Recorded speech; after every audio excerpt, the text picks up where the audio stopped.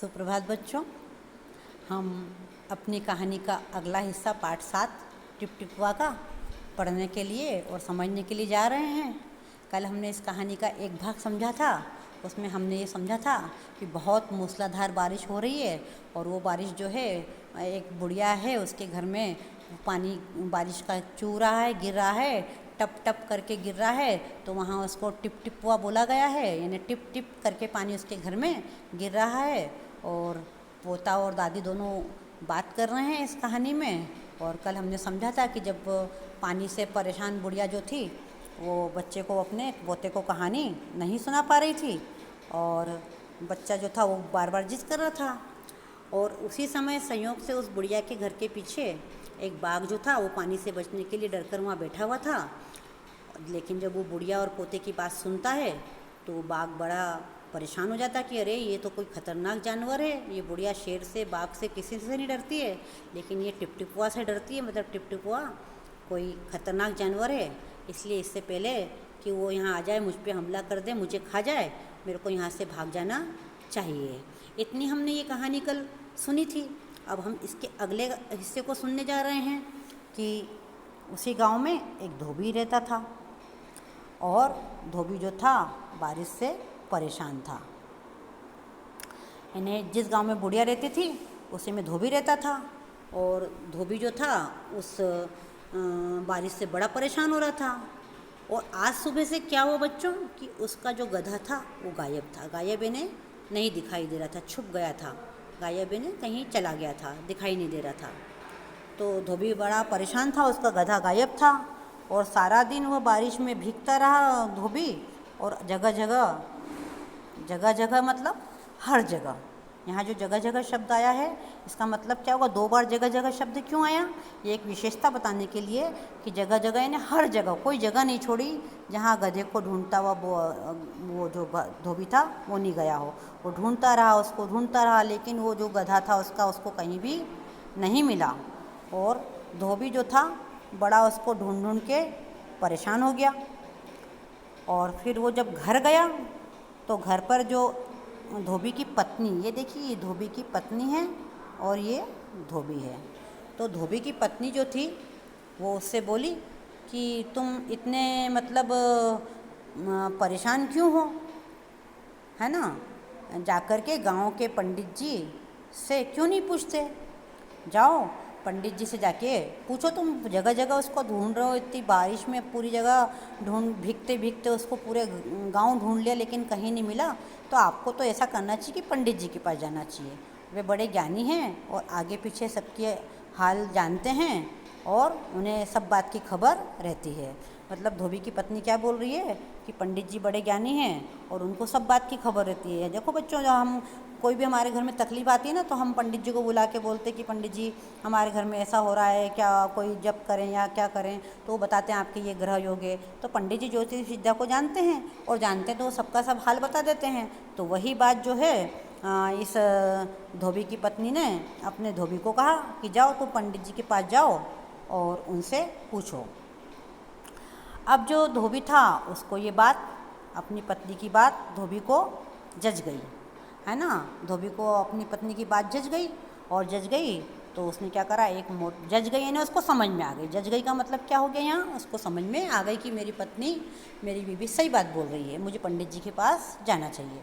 तो उसने क्या करा, अपना एक मोटा लट्ठू उठाया और उठा करके पंडित जी के घर की तरफ चल पड़ा और चला गया पंडित जी के घर। अब उसने क्या देखा वहाँ पे कि वहाँ उसने देखा कि बारिश का जो जमा पानी है वो पंडित जी उलीच उलीच कर फेंक रहे हैं।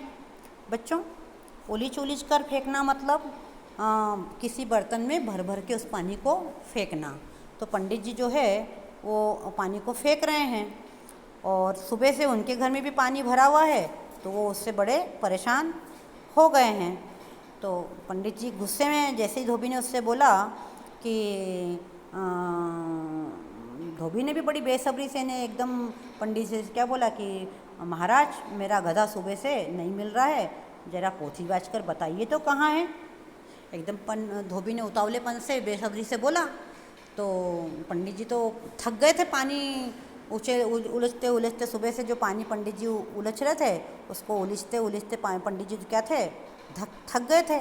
और जैसे उन्होंने उनकी बात धोबी की सुनी तो बड़े झुंझुला पड़े और बोले, वो एकदम गुस्से में आ गए पंडित जी कि मतलब ये कैसे बोल रहा है। और गुस्से में आके उनने बोला, क्या बोला, मेरी पोथी में तेरे गधे का पता ठिकाना लिखा है क्या?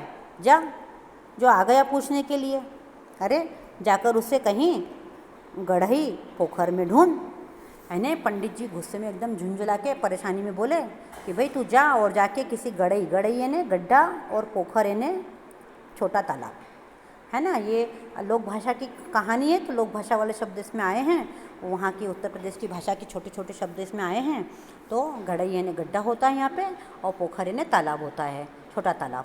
तो पंडित जी उससे चिल्ला के क्या बोले गुस्से में कि जा अपने गधे को कहीं गड्ढे में पड़ा होगा तेरा गधा, कहीं तालाब में डूबा पड़ा होगा, जा उसको वहाँ जाके ढूंढ, यहाँ क्यों आया मेरे पास। और पंडित जी फिर से क्या हुआ, अपना पानी फिर से उलीचने लगे, फिर से निकालने लगे। अब धोबी वहाँ से चल दिया, पंडित जी ने उसको डांट दिया। तो अब चलते चलते यानी बहुत दूर तक चला गया। वही मतलब यहाँ भी देखो, ये डबल डबल आया है, चलते चलते यानी खूब चला, चलते चलते मतलब बहुत देर तक चलता रहा।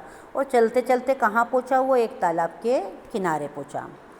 और जब तालाब के किनारे पहुँचा बच्चों, तो तालाब के किनारे क्या लगी हुई होगी, आप सोचो ज़रा सा, बताओ मुझे क्या लगी हुई होगी वहाँ पे ऊंची ऊंची घास उग रही थी। क्या उग रही थी वहाँ पे, ऊंची ऊंची घास उग रही थी तालाब के किनारे। और जो घास उग रही थी, तो उस घास में धोबी को लगा कि मेरा गधा यहीं कहीं इस घास में छुपा होगा, तो उसमें उसको ढूंढने लगा।